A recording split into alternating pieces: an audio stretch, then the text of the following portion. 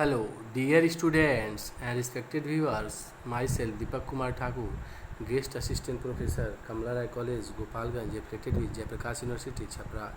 प्रिय विद्यार्थियों, आज हम लोग बीए पार्ट 2 हिस्ट्री ऑनर्स के लिए जो महत्वपूर्ण प्रकरण topic resources of medieval Indian history से संबंधित जो चर्चा कर रहे हैं उसी को आगे बढ़ाएंगे। इसके पहले के जो पिछला लेक्चर था उसमें हम लोगों ने तहकीक हिंद, ताजुल मासिर, तबकात नासिर, अमीर खुसरो के विभिन्न ग्रंथ, जियाउद्दीन बर्नी द्वारा रचित तारीख़ फिरोज़शाही इत्यादि के विषय में चर्चा किया। इस लेक्चर में हम लोग आगे के जो ऐतिहासिक ग्रंथ हैं उसके विषय में चर्चा करेंगे। तारीख़ फिरोज़शाही, इस तारीख़ फिरोज़शाही ग्रंथ की रचना शम्स सिराज अफीफ ने की थी।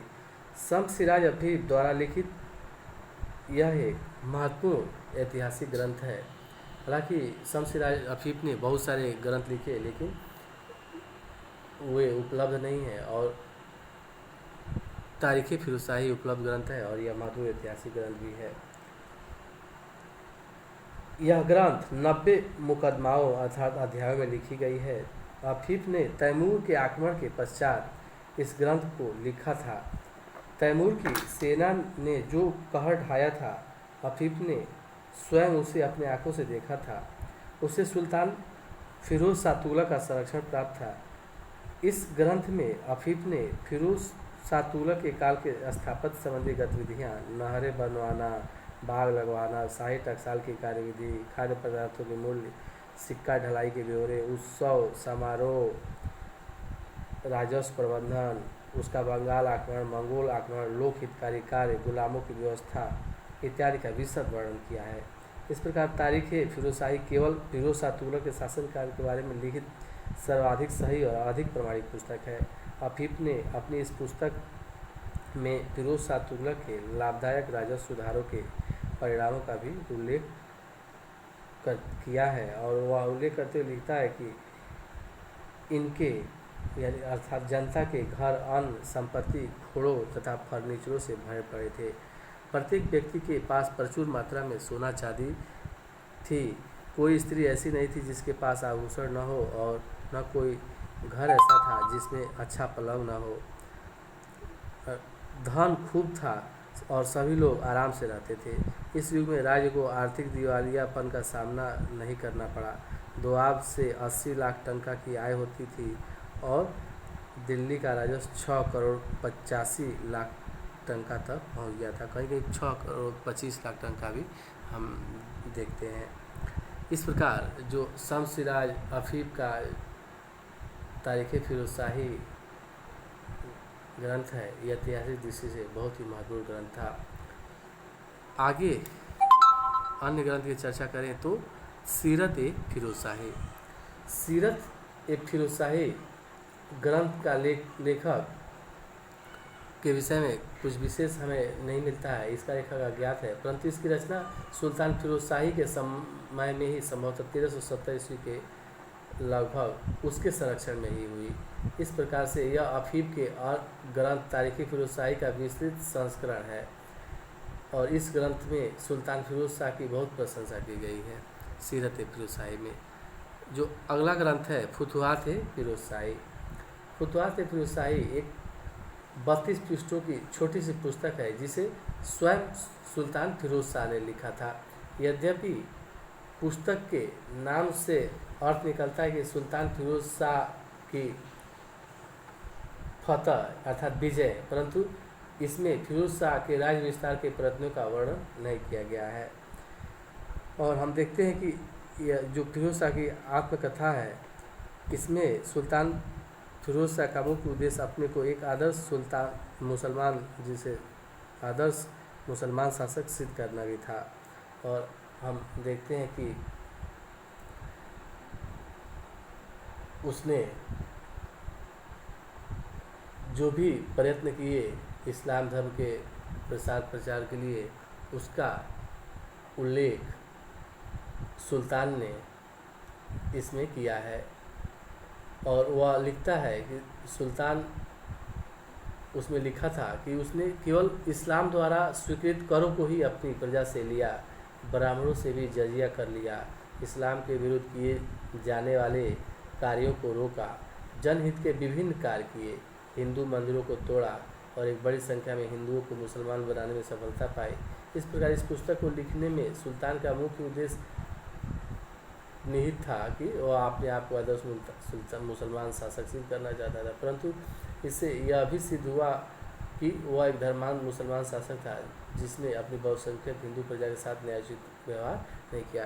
लेकिन जो उसने जो जन कल्याणकारी संबंधी कार्य किए उसका भी वर्णन इसमें प्रमुखता से उसने किया है, और इसमें इस्लाम के धर्म के प्रचार के लिए किए गए प्रयत्न, उसकी नीतियों विशेषकर जन कल्याण संबंधी कार्यों का विवरण प्रस्तुत किया है।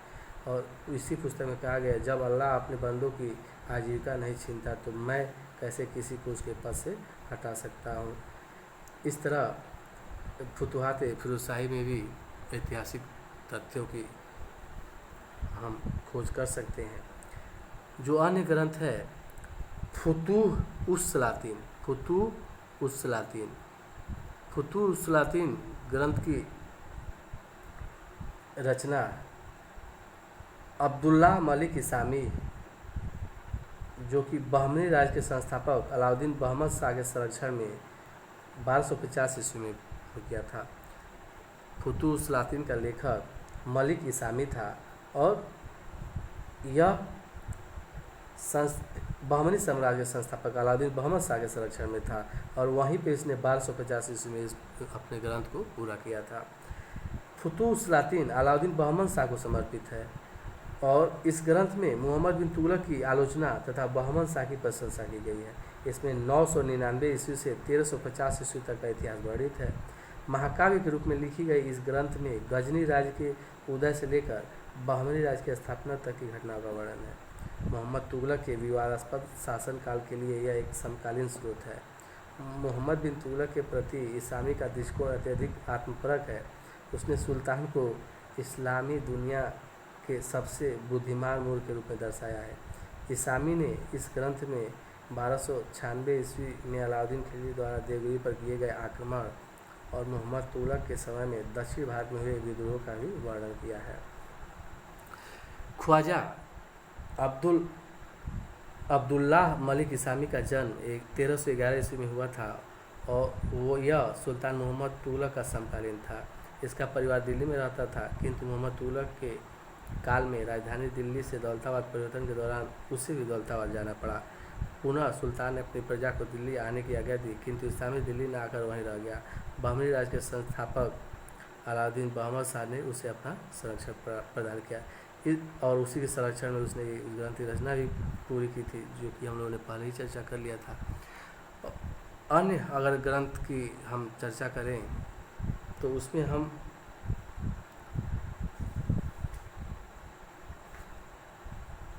मोहम्मद तुगलक की आत्मकथा की चर्चा कर सकते हैं।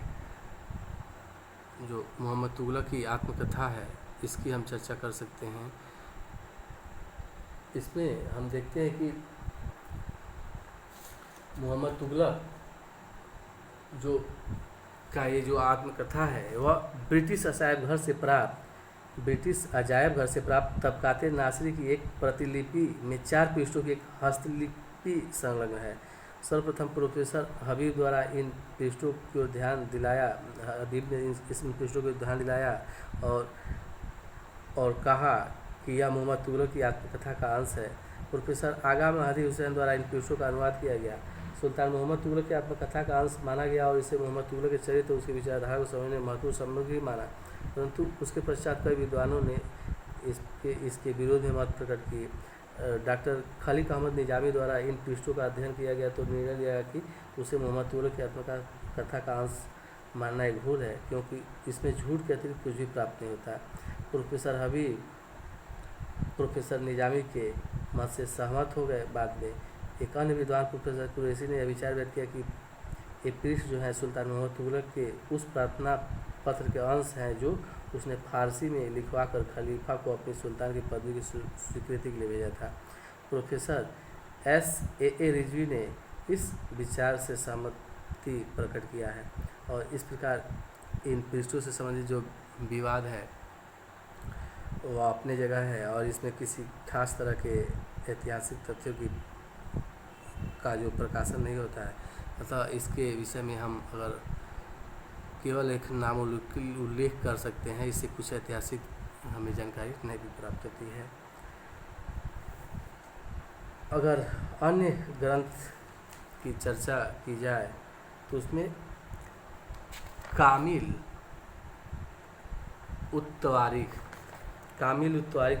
इस ग्रंथ की रचना कामिल उत-तवारीख यहीं लिख देते हैं, कामिल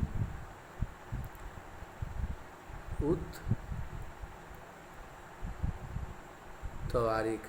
इसकी रचना शेख अब्दुल हसन इब्नुल असीर ने 1230 ईस्वी में की थी।